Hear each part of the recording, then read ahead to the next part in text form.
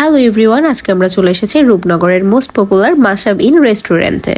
Gate দিয়ে ভিতরে ঢুকতেই জাস্ট হাতের ডান পাশে রয়েছে দুইটা ভিলা টাইপ ডেকোরেশন, অ্যান্ড ঠিক তার অপোজিট পাশেই কিন্তু রয়েছে অ্যাকুরিয়াম টাইপের ডেকোরেশন।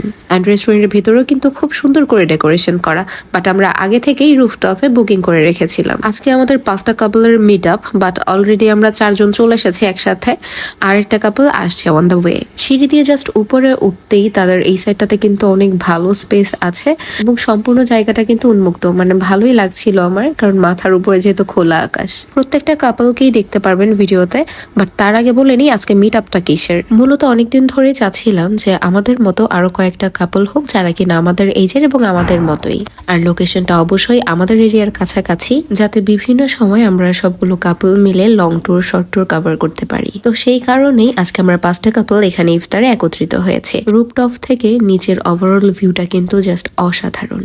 অ্যান্ড এই রেস্টুরেন্টের দিনের লুকটা যেরকম অসাধারণ, রাতের ভাইবটাও কিন্তু ঠিক সুন্দর। সেটাও ইনশাল্লাহ ইফতারের পর আপনাদেরকে দেখাবো। আমাদের প্রত্যেকের বাসাই সাভার এরিয়াতে, মানে একটু ডিফারেন্ট জায়গায়।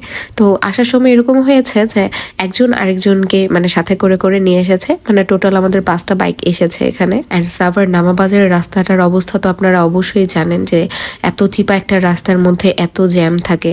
তো সেই কারণে আমাদের এখানে আসতে কিছুটা লেট হয়ে গিয়েছে। তারপরও এখনো সানলাইট কিছুটা আছে, যার ফলে আমি ভাবলাম যে একটু এখানে ছবি তুলে নেই। আর আমাদের জেনারেশনে খাওয়ার আগে যদি ফটোশুট করে না নেই তাহলে কি হয়? আপনারা যারা সাভারের মধ্যে আছেন তারা অবশ্যই এই টাইমটাতে এখানে একটু এসে ঘুরে যেতে পারেন। এখানে কিন্তু বেশ কয়েকটা ছবি তোলার মতো সুন্দর সুন্দর প্লেস আছে। ইফতারের আর বেশি সময় বাকি নেই, অলরেডি আমাদের শরবতটা দেওয়া হয়ে গেছে, আর আমাদের 5th কাপলটাও চলে এসেছে। এখন শুধু আজান দেওয়ার অপেক্ষা। নেক্সট ট্যুরে হয়তোবা সবার সাথেই আমি পরিচয় করিয়ে দিব, মানে নাম বলে বলে।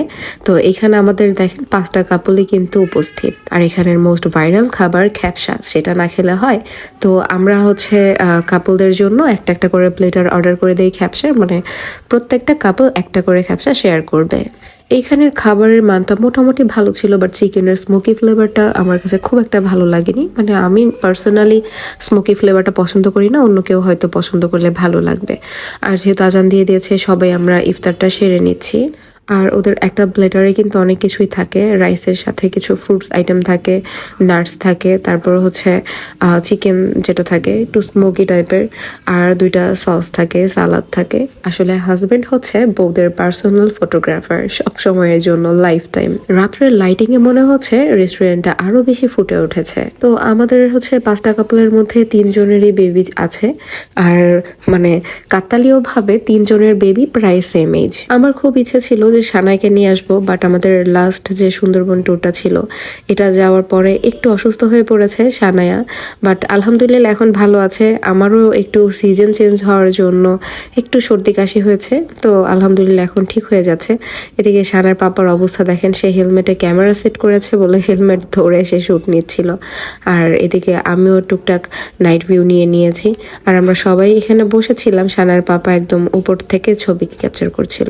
অ্যান্ড সব থেকে বড় ব্যাপার হচ্ছে মানে এই যে আমরা এতজন মানুষ এখানে, মানে ফার্স্ট টাইম একজন আরেকজনকে দেখছি, বাট একবারের জন্য মনে হয়নি যে আজকে ফার্স্ট টাইম, মনে হচ্ছিল যে অনেক আগে থেকেই পূর্ব পরিচিত।